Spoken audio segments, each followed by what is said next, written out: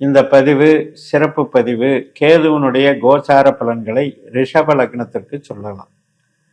இப்ப 4ஆம் இடத்துல சிம்ம ராசியில கேது இருக்காரு. நம்முடைய ரிஷபத்துக்கு அது 4ஆம் இடத்தை குறிக்கிற இடமாக இருந்தாலும் இதுவரைக்கும் பூரம் என்கின்ற சுக்கிரனுடைய நட்சத்திரத்துல பயணித்த கேது இப்போது 20ஆம் தேதியிலிருந்து, அதாவது ஏப்ரல் 20லிருந்து நவம்பர் 25 வரை கிட்டத்தட்ட 7 மாதங்கள் தன்னுடைய சொந்த நட்சத்திரமான மகம் நட்சத்திரத்துல பிரவேசிக்கிறார். இப்ப இதுக்கு என்ன வித்தியாசமான பலன்கள் இருக்கும் அல்லவா, அதைத்தான் நம்ம இந்த பதிவுல பார்க்க போறோம். தத்துவவாதி கேது அப்படின்னாலே தத்துவவாதி, எதையும் வேண்டாம் என்று சொல்லுபவர், துண்டிப்பவர். தான் இருக்கக்கூடிய இடம், தான் இருக்கக்கூடிய நட்சத்திரம், இந்த பாவ பலன்களை துண்டிக்கக்கூடியவர். அப்படிப்பட்ட கேது 4ஆம் இடம் என்கின்றது தாயார், மனை, பூமி, வீடு, வாகனம், இது போன்ற ஸ்தானங்கள்ல இது போன்ற பாவங்களை இயக்குறாரு. அப்படிங்கும்போது இதுவரைக்கும் சுக்கிரனாக நமக்கு பலனளித்தார். இப்ப அவர் சொந்த கேதுவாகவே பலனளிக்கிறார்.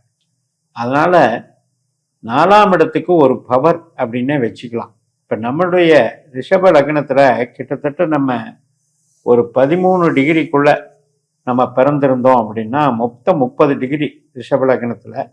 அதுல முதல்ல 4 பாதங்கள்ல நம்ம லக்னம் அமைஞ்சிருந்தது அப்படின்னா இந்த கேதுவனுடைய கம்ப்ளீட் எஃபெக்ட் 4ஆம் பாவமாகவே செயல்படும். அது தள்ளி பிறந்தவங்களுக்கு அது கொஞ்சம் 3ஆம் பாவமாகவும் ஒரு பங்களிப்பு இருக்கு. இப்ப நம்ம 4ஆம் பாவமாக செயல்படும் போது அது எப்படிப்பட்ட விஷயத்தை குறிக்கும், மெயினா தாயார் ஸ்தானம். அப்ப அந்த இடத்துல கேது ஒரு சுயபலம் பெறும்போது, சுயசாரம் பெறும்போது சிறிது அதுக்கு தொந்தரவு கொடுக்கத்தான் செய்யும் 4ஆம் இடத்துல. இப்ப நம்ம ஜென்ரலா என்ன சொல்றோம் அப்படின்னா, 4ஆம் இடங்கிற வீடை கூட கேது அது தன்னுடைய பாணியில தான் நமக்கு அமைச்சு கொடுக்கும்.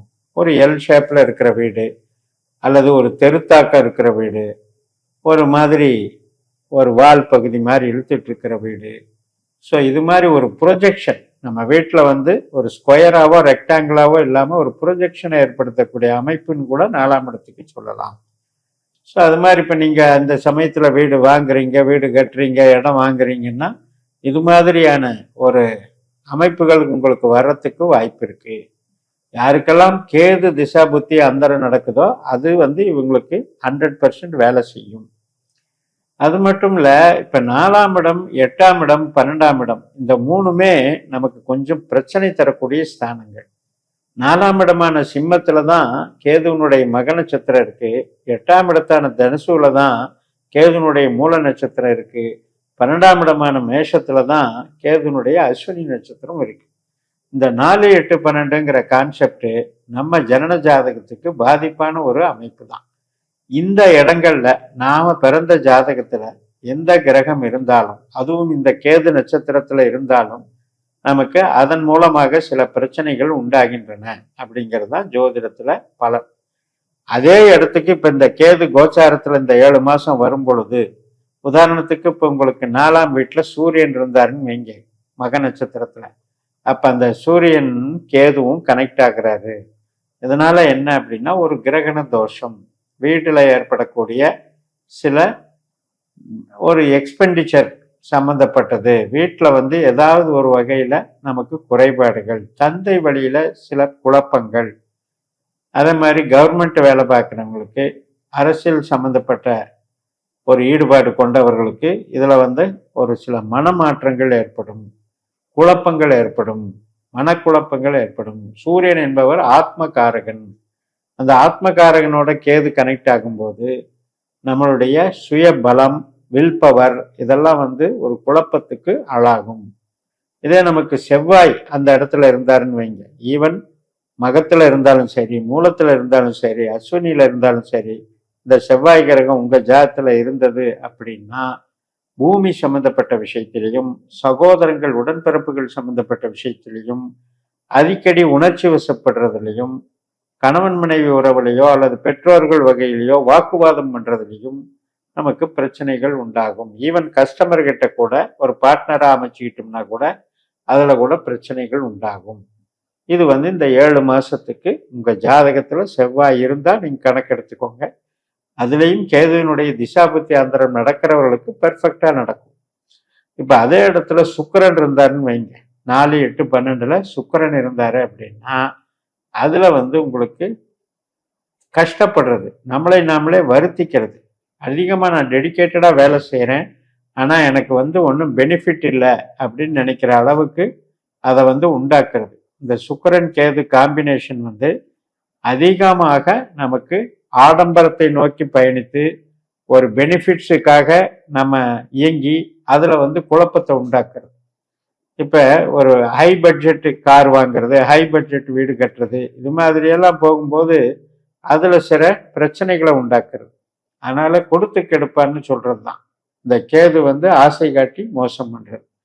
இப்ப அதே இடத்துல குரு இருந்தது அப்படின்னு வைங்க, இந்த குரு நமக்கு 4, 8, 12ல இருந்து இந்த கேது சேர்க்கும் பொழுது மெயினா வந்து வியாபாரம், அதே மாதிரி ஒரு அந்தஸ்து கௌரவம், நமக்கு வேலை செய்யற இடத்துலையோ நம்ம தொழில் செய்யற இடத்துலையோ அதன் மூலமாக நமக்கு ஒரு ஸ்ட்ரெஸ்ஸை கொடுக்கறது, ஒரு அவமரியாதை பண்றது, ஒரு கௌரவத்தை குறைக்கிறது, நம்முடைய குழந்தைகள் சம்பந்தப்பட்ட இதுல வந்து கொஞ்சம் நெகட்டிவ் எனர்ஜியை கொடுக்கறது, குழந்தைகள்னால ஒரு அவப்பெயர், குழந்தைகள்னால நமக்கு டென்ஷன், இதையெல்லாம் உண்டாக்குறது, இப்படி எடுத்துக்கணும்.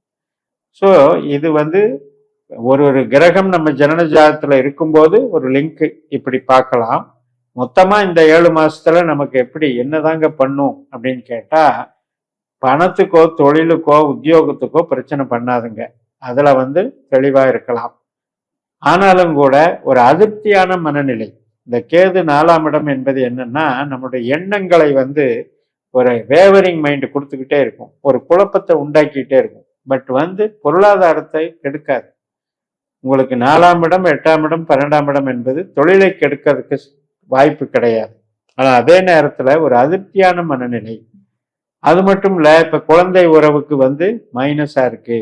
இப்ப குழந்தை ஒரு மெடிக்கல் ட்ரீட்மெண்ட் எடுக்கிறாங்க குழந்தைக்காக, அவங்களுக்கெல்லாம் இது வந்து ஒரு சிக்கலை உண்டாக்கும். அது மட்டும் இல்ல, சொந்த பந்தங்களுக்குள்ள தேவையில்லாத ஒரு வதந்தி பேசுறது, புரளி பேசுறதுன்னு சொல்றாங்க இல்லையா, இதன் மூலம் வரக்கூடிய கலகங்கள் அதுவும் உண்டாகும், பார்த்துக்கணும். வாகனங்கள்ல கொஞ்சம் கவனமா இருக்கணும், அதிகப்படியான செலவுகள் உண்டாகும். ஹெல்த் இஷ்யூஸ்ல கெமிக்கல், அதாவது வந்து ரசாயன மாற்றங்கள் உடம்புல ஏற்படுறது, ஒரு அல்சரு, அசிடிட்டி, குடல் சம்பந்தப்பட்ட உபாதைகள், இதுல எல்லாம் கவனமா இருக்கணும். இப்படி இந்த 7 மாதம், அதாவது இந்த ஏப்ரல் 20லிருந்து நவம்பர் 25 வரைக்கும் இந்த 7 மாதத்துல கேது தன்னுடைய சொந்த நட்சத்திரமாக பலம் பெறும் பொழுதும் மக நட்சத்திரத்துல நமக்கு பண ஆதாயத்தை கண்டிப்பா கொடுப்பார், கொடுக்காம போக மாட்டாரு. பட் எப்பவுமே நான் சொல்ற மாதிரி ரிஷபத்துக்கு 4, 8, 12 நெகட்டிவ் பாவம் என்பதனால அவங்கவங்க ஜாதகப்படி திசாபுத்தி அந்தரத்துல கேது வந்தால் கவனமாக இருக்க வேண்டும் என்று சொல்லி நிறைவு செய்கிறேன். இந்த சேனலை சப்ஸ்கிரைப் பண்ணி ஷேர் பண்ணுங்க. உங்க தனிப்பட்ட ஜாதக பலாபலன்களை என்னுடைய வாட்ஸ்அப் நம்பர்ல தொடர்பு கொண்டு பலன் பெறுங்கள். உங்களிடமிருந்து விடைபெறுகிறேன். உங்கள் JMS. நன்றி, வணக்கம்.